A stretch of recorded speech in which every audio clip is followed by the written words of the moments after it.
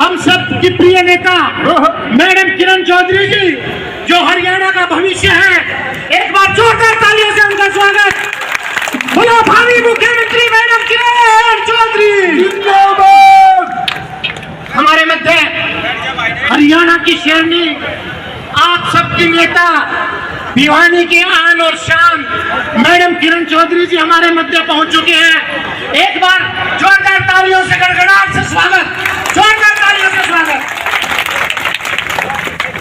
आप सब सुबह 9 बजे से हमारी आदरणीय मैडम किरण चौधरी के ऊपर पार्टी ने इतना विश्वास, इनको राजस्थान की जिम्मेवारी प्रदेश मैडम किरण चौधरी जी, मैं बताना चाहता हूं बलियाड़ी के लिए, स्पेशल आपके कार्यक्रम के लिए राजस्थान की प्रभारी है मैडम, टिकट वितरण में ड्यूटी लगी हुई है।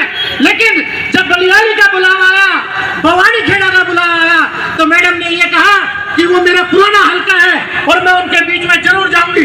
एक बार जोरदार तालियों से स्वागत। मन शर्मा जी एक सरपंच, मोहनलाल नंबरदार जी, जोरदार तालियों से स्वागत। तालियां नहीं रुकनी चाहिए भाई, जोरदार तालियों से स्वागत। मैडम जी एक सेकंड थोड़ा पीछे देखना फोटो लो भाई। किशोरी लाल शर्मा जी, धर्मा ठाकुर साहब, धर्मसिंह ठाकुर साहब, मामू शर्मा जी, एक बार नीचे बड़ी माला है, वह ठाकुर का काम करवा पर समझे। और हमारे पंडित बहादुर चंद शर्मा जी जिला के चौथे जी, वो बीमार हैं, तो उनकी तरफ से उनको रिप्रेजेंट कर रहे हैं मुकेश खटी जी। अब बड़ी माला से आप भी जाओ।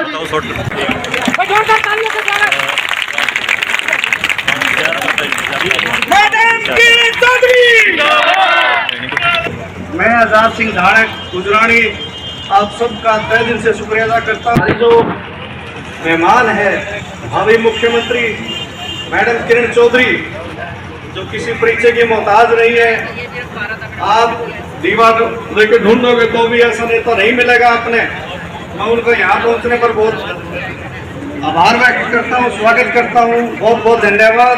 इसी में आए और 2 मिनट अपना अभिवादन दें सुमन कुमार जी। बहुत ही मान में सम्मान के योग्य है हमारे भावी मुख्यमंत्री मैडम किरण चौधरी जी, सुरेंद्र परमार जी, भाई रघुरंगा जी, राजकुमार साहब जी, दिपेश साहब जी, सम्मानित मंच और गांव बलियाली से आए हुए मेरे पिता, सम्मान बुजुर्गों, मेरी माताएं, मेरी बहनों, आप सभी का मैं इस धर्मशाला में पहुंचने पर बहुत बहुत धन्यवाद करती हूँ, स्वागत करती हूँ। मैं मैडम किरण चौधरी को बताना चाहती हूँ कि मैंने पिछले महीने ही कांग्रेस पार्टी ज्वाइन की है और मैं पिछले 10-12 साल से जेजेपी पार्टी में काम किया है और उन्होंने कोई भी काम नहीं किया, उन्होंने मेरी अनदेखी की, इसलिए मैंने कांग्रेस पार्टी ज्वाइन की। मैं मैडम किरण चौधरी को विश्वास दिलाती हूँ कि मुझे पार्टी की तरफ से जो भी जिम्मेवारी दी जाएगी मैं उसको 19 नहीं 21 करने का काम करूंगी। आप लोगों ने मुझ जैसी छोटी सी कार्यकर्ता को सुना, आप लोगों का बहुत बहुत धन्यवाद। जय हिंद। मैं सुमन कुंवर जी का कांग्रेस पार्टी में अभिनंदन करते हुए एक बार कुंवर जी का बहुत जोरदार तालियों से स्वागत। अब मैं प्रार्थना करूंगा पूर्व में जिला पार्षद रेणु बालाजी आए और अपना संबोधन दे। बहुत ही आदर व सम्मान के योग्य हमारे बीच पहुंची भावी सीएम मैडम किरण चौधरी जी का बलियाड़ी पहुंचने पर हार्दिक अभिनंदन व स्वागत। उनके साथ पहुंचे सम्मानित व हल्के से पिता तुल्य बुजुर्ग, माताएं, बहनों का यहाँ पहुंचने पर हार्दिक धन्यवाद। मैं रघुरंगा जी का भी बधाई के पात्र है, धन्यवाद करती हूँ जिन्होंने ये कार्यक्रम करवाया है। बस मैं तो मैडम जी को एक ही बात कहना चाहती हूँ कि अगर भिवानी व वाणी हल्के का समाधान कर सकती है तो सिर्फ मैडम किरण चौधरी ही कर सकती है। मैडम किरण चौधरी ने हर एक क्षेत्र में लड़ाई लड़ी और हमारा हक लिया और विधानसभा में भी देखा होगा कि आपने जनहित की समस्या सुनी। मैडम किरण चौधरी के नेतृत्व में हमें मैडम जी का हाथ मजबूत करना है, बहन श्रुति चौधरी का हाथ मजबूत करना है, मैडम किरण चौधरी का हल्का तोशाम, जैसे कि उन्होंने कितने फैसिलिटी है वहाँ एक गाँव जैसा है, इसलिए मैडम किरण चौधरी का हाथ मजबूत करें और मैडम जी को आगे बढ़ाए। धन्यवाद।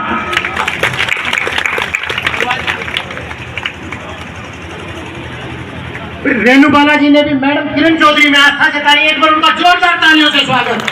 बहुत मेहनती है। हरिओम हरिओम हरिओम। सम्मानीय आज की इस सभा की मुख्य अतिथि श्रीमती किरण चौधरी और सुमन कुंवर जी और इस सभा के आयोजक श्री रघुवीर सिंह रंगा और स्टेज को किरण चौधरी आने की टिकट किरण चौधरी से बटेंगे।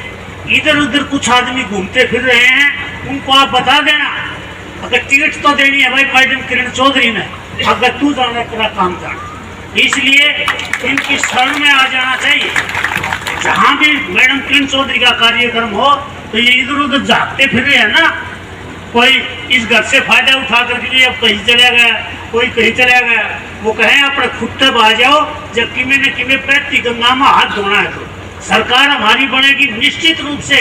चौधरी बंसीलाल जी, चौधरी सुरेंद्र सिंह जी, चौधरी सुरेंद्र सिंह जी, भावी मुख्यमंत्री मैडम किरण चौधरी जिंदाबाद। मैं अब प्रार्थना करूंगा आज के आयोजक और आपकी एडवोकेट श्री रघुवीर रंगा जी, जिनके कहने पर आप सब आए हैं, वो आए और आपको अपना संबोधन दे और मैडम का स्वागत करें। एडवोकेट रघुवीर सिंह रंगा जी, एक बार जोरदार तालियों से रंगा साहब का स्वागत। एडवोकेट रघुवीर रंगा जी। परम आदरणीय किसानों की मसीहा, गरीबों की हमदर्द, पूर्व मंत्री विधायक मैडम किरण चौधरी जी, इनसे तगड़ा कोई भी नेता नहीं है विधानसभा में, चाहे सरकार हो चाहे विपक्ष हो। और भाई आप देख लेना, जय भाई साहब तो जय पंडित जी पतड़ा उगाड़ा करे, मैं दिन तक बहुत छोटा हूँ, बहुत छोटा हूँ, पर मैडम थोड़ा सा मन मिला दियो, आप मुख्यमंत्री बनोगे, आप मुख्यमंत्री बनोगे। और बाबू राजकुमार सांसद के कह रहे थे बोला नौकरी तो इस परिवार का बहुत लाए, सारी सड़क इनकी बनाई हो रही, बिजली के पावर इनके बनाए हो रहे, और ये स्कूल और कॉलेज मेडिकल कॉलेज की मैडम यही। जब ये मंत्री थी, मंत्री एक मुख्यमंत्री इतना काम नहीं कर सकता। रेलवे स्टेशन के साथ से हम गुजरते थे, फाटक होता था और फाटक पर बड़े साधन रुक जाते थे, फाटक बंद हो जाता था, 2-2 किलोमीटर जाम लगता था। मैडम किरण चौधरी ने रेलवे पुल बनवाया था। उसके बाद ये जो जेल का सारस है, यो पुल भी नहीं उन्होंने बनवा भाई। और ये हकीकत है, उस लोकदल पार्टी में या सुमन भी थी, मैं भी था। एक दिन मैंने बोला माँ भाई पूरा तो ये या मैडम किरण चौधरी ही काम करे, और कोई नहीं करता। तो एक जना ने बोला तेरी टिकट कट जाएगी। मैं बोला हाँ भाई टिकट की मैंने परवाह नहीं करना, चुनाव लड़ती है। मेरी घराड़ी भी कहने लगी, बोला तू क्या बोला यार यो टिकट काट देगा। मैं बोला मैंने घरे चुनाव लड़ती है, असली बात मेरा दिखा बिना रहा नहीं था। और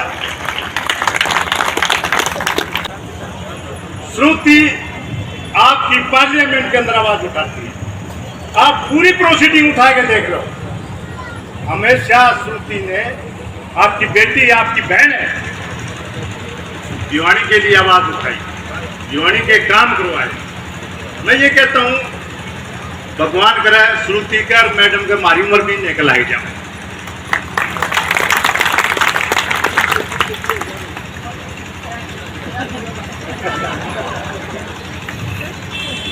तो मैडम जी और मैडम जी आपका हमने आशीर्वाद मिल गया। आप जहाँ भी ड्यूटी लगाओगे हम खड़े उतरेंगे। एक तो आपका आशीर्वाद मिले बस हम केवल की फिर करा था वोट मांगा है क्यों भाई वोट मांगो ही ना हाथ खड़े करो भाई सुरुचि को जिताना है। तो भाई मैडम जी बड़ियारी में आए और मैं दोबारा से मैडम जी का स्वागत करता हूँ, हार्दिक अभिनंदन करता हूँ। धन्यवाद। जय हिंद। एक बार रंगा साहब के लिए जोरदार तालियां। मोदी जी मंच पे आए और आप सबको अपना अभिवादन दे, संबोधन दे। बोलो माननीय मुख्यमंत्री मैडम किरण चौधरी जिंदाबाद, मुख्यमंत्री मैडम किरण चौधरी जिंदाबाद।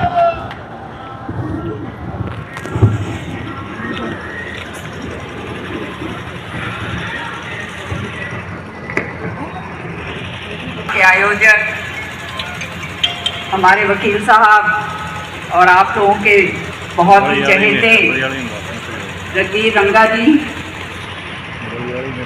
मेरे साथ आए हुए और अपने भवानी खेड़ा के बहुत ही सक्षम एक मेरा जबरदस्त कार्यकर्ता आजाद धानक जी हमारे बीच में चौटाला साहब को छोड़कर कांग्रेस को ज्वाइन करा जिन्होंने, और बहुत तगड़ी हमारी महिला है सुमन कुंगड़ जी और हमारी शिवली देवी जी, रेणु बालाजी, राजकुमार ठाट सर, हमारे बड़े बुजुर्ग जो हैं और जो इतना सारी बात यहाँ पर अपनी रख कर गए हैं, बलजीत जोगी जी, सुरेंद्र परमार जी, दीपेश जो अभी बहुत ही ऊर्जावान हमारा नौजवान बच्चा है, और डॉक्टर जय सिंह जी, विजेंद्र शर्मा जी, मंच सम्मानित मंच, और यहाँ बैठे हुए मेरे सामने बलियाली गांव के बहुत बहुत पूजनीय बुजुर्गों, आदर के योग भाइयों,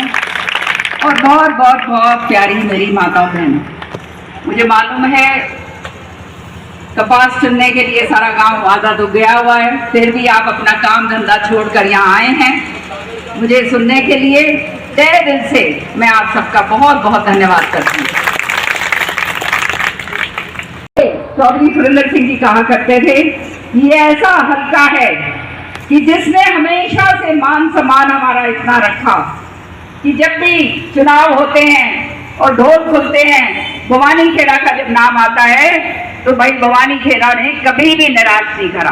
तो आज चौधरी सुरेंद्र सिंह जी, बंसीलाल जी हमारे बीच में नहीं है, लेकिन जो आस्था आप लोगों की उनमें है और जो भावना आपकी उनके प्रति है, मैं समझती हूँ इससे बड़ी श्रद्धांजलि किसी भी नेता को नहीं हो सकती जो आप जिस तरह से उनको याद करते हैं। बहुत बहुत दोबारा से नतमस्तक होकर मैं आपका धन्यवाद करती हूँ। भवानी खेड़ा हल्का जो है ये हमारा दुर्भाग्य रहा कि आप जो है परिसमन में निकल कर जो है आपको अलग कर दिया हमारे। ये बहुत ज्यादा जाति हमारे भवानी के साथ हुई, बहुत मैंने लड़ाई लड़ी उस समय, लेकिन आप जानते हो चौधरी सुरेंद्र सिंह जी चले गए थे, बंसीलाल जी चले गए थे, और हर एक के दिमाग में ये बात थी कि ये भिवानी को किस तरह से खराब करा जाए, इनको तोड़ दो, अलग अलग भाग ये जो है ना भागों के अंदर इनको बांटो ताकि इकट्ठा काम ना हो सके। तो उस समय जो है लड़ाई लड़ने के बावजूद, मैं नई नई आई थी, महीना भर भी नहीं हुआ था, 1-2 महीने हुए होंगे, ये जो है इसकी बिसात जो थी पूरी आपकी भिवानी से तोड़कर और हिसार में ले जाने की पूरी बिसात जहाँ से आप आ रहे हो रंगा साहब, ये भूमिका सारी होने की थी। ये सारा का सारा बंसीलाल जी का जो गढ़ है उसको खत्म कर दिया है। राजनीति में होता है ये सारी जगह, तो ये कहानी बनी। लेकिन आपको मैं एक बात बताना चाहती हूँ कि अब निराश मत होना, आप और हम एक अभिन्न अंग हैं, और आने वाले समय में 2024-25 के अंदर जो परिसमन होगा उसके अंदर भवानी खेड़ा दोबारा से भिवानी के अंदर आएगा।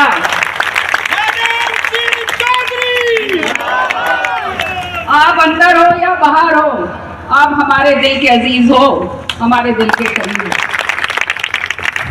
और हमेशा से यहाँ पे मैंने यही कोशिश करी कि अपना लोग यहाँ पर आगे बढ़े, आगे चलें, आगे जो है उनकी तरक्की हो, और वो सारी बातें आपके सामने।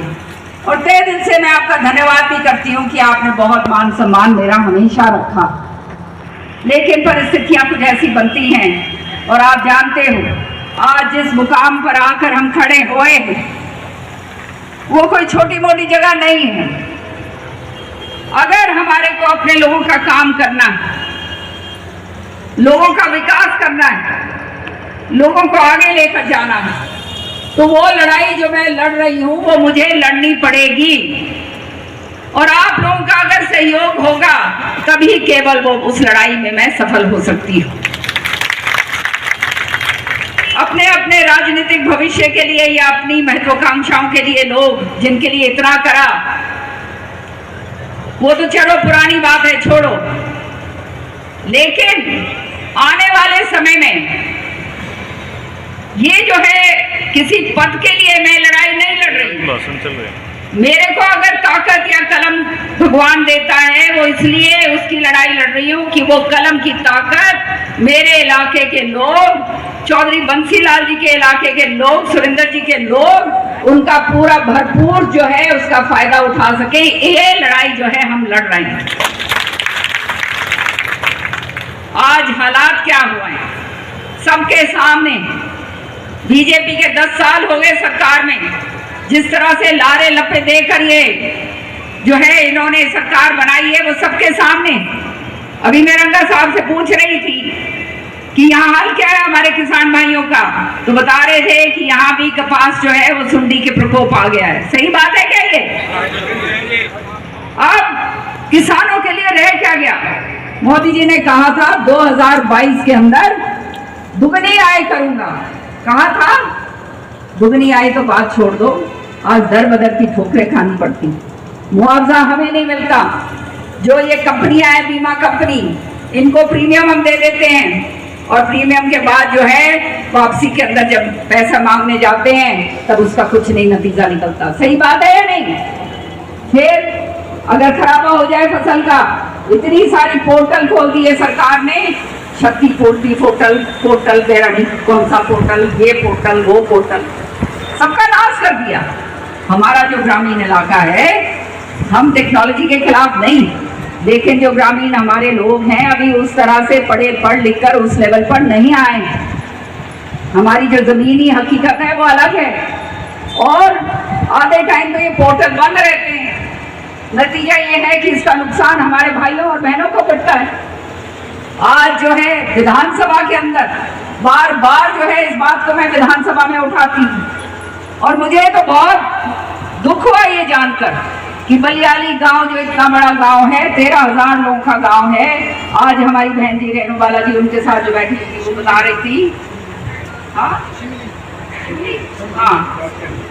सिमली जी, कि यहाँ पर पीने को पानी नहीं आ रहा। सही बात है क्या? ये गंदा जो है सीवर का पानी आप पी रहे हैं, और वो कब पी रहे हैं जब आपका मंत्री जो है वो पब्लिक हेल्थ मिनिस्टर है। कमाल की बात, मैं पब्लिक हेल्थ मिनिस्टर थी तो किसी एक अधिकारी की मजाल नहीं थी कि वो जो है काम ना करे और इलाके का जो है आवाज ना सुने। आज ये हालात हो गए। ये सब दर्शाता है कि किस तरह से ये बीजेपी के लोग जो हैं ये केवल बांट कर जो है राजनीति करते हैं। जात पात की राजनीति, छत्तीस बिरादरी को एक दूसरे से बढ़ा दो उसकी राजनीति, यही काम ये करते हैं। और कुछ लोग अपने भी हैं भाई, जो अपने बनते हैं और नीचे से फिर जो है पूरी तरह से वो कहते हैं ना, कतार जो है वो कटाई भी शुरू कर देते हैं। यहाँ तक कि मन से कह देते हैं कि अब हमारा बंसीलाल जी का कोई लेना देना नहीं। ठीक है भाई, हमने तो किसी को छोड़ा नहीं। सत्य बात यह है जो हमारा रहा है उसका हमने करा और आगे भी करेंगे। ये विधानसभा के अंदर कानून लेकर आए बीजेपी वाले, फैमिली आईडी नाश कर दिया कि नहीं कर दिया? ये फैमिली आईडी में हाथ खड़े करके बताओ सही बात है या नहीं?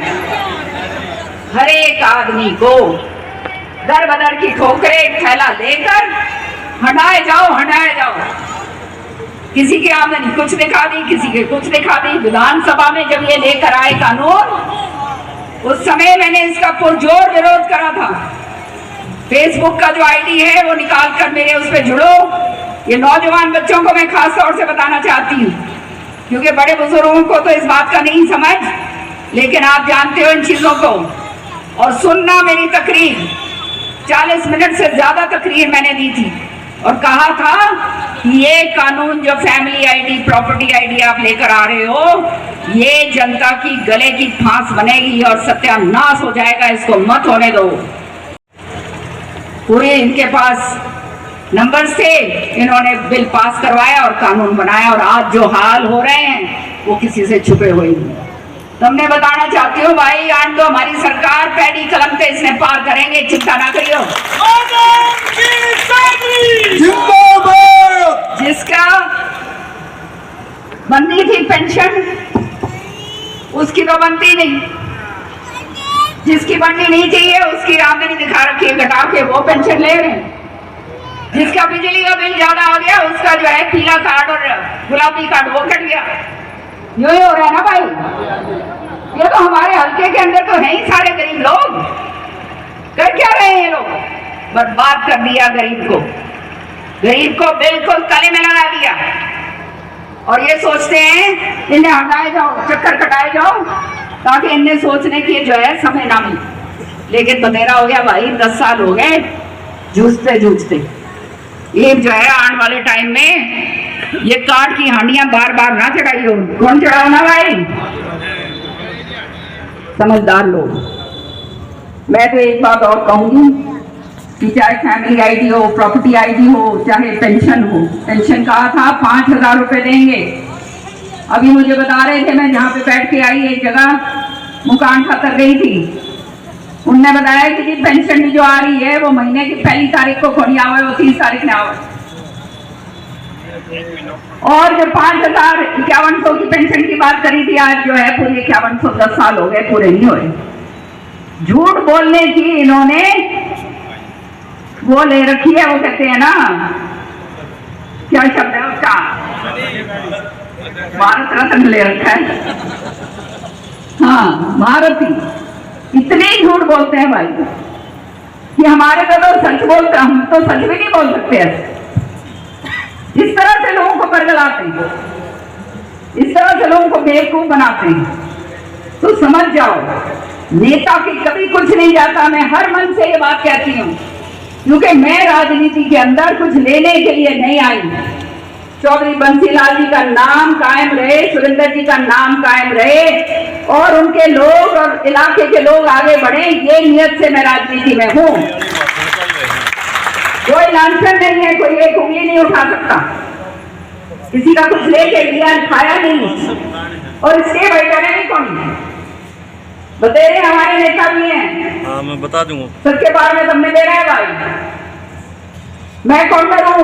जब जनता की आवाज की बात आती है तो उस बात को पूरे सक्षम तरीके से और पूरे सहूलियत के साथ और पूरे जो है अपने हिम्मत के साथ मैं रखती हूँ। किस बात का डर? जनता की सेवा करने के लिए आए हैं। चौधरी बंसीलाल जी ने एक बात कही थी कि हमारा घर जो है वो केवल सेवा भाव से आगे आएगा और किसी तरह से नहीं। तो मेरी आपसे ये प्रार्थना है, रंगा जी हों चाहे और सारे के सारे जितने मंच पे हमारे सम्मानित हमारे साथी हैं, जो चौटाला से हमारे पास आए हैं, आप लोगों ने बहुत लंबा जो है वनवास काटा है, इसमें कोई शक की बात नहीं, और कुछ मिला भी नहीं, और फिर भी आपने साथ दिया। तो ऐसे तगड़े कार्यकर्ता जो हैं उनको सिर माथे पर मैं मानती हूँ।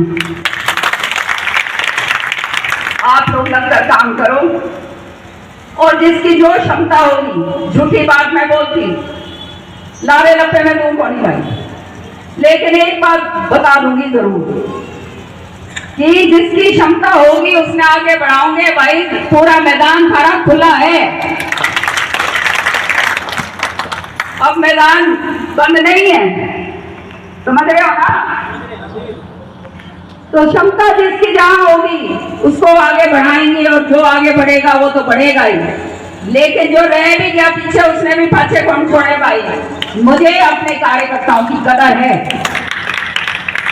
और मैं कार्यकर्ताओं के बल पे हूं जो आज अगर कार्यकर्ता ना हो तो 20 साल चौधरी बंसीलाल जी के चले जाने के बाद, सुरेंद्र जी के चले जाने के बाद उस उपरांत यहाँ खड़े होने लायक नहीं होती। ये मेरा कार्यकर्ताओं का दम है और मैं नतमस्तक होकर उनको जो है प्रणाम करती हूँ। तो गलत आदमी को मैं आपके बीच में भेजूंगी नहीं, ये याद रखें। आपकी सबकी सहमति जहां होगी उसी को आगे लेकर आएंगे, ये तय है। जो आपकी जनता की आवाज होगी उसको आगे बढ़ाएंगे।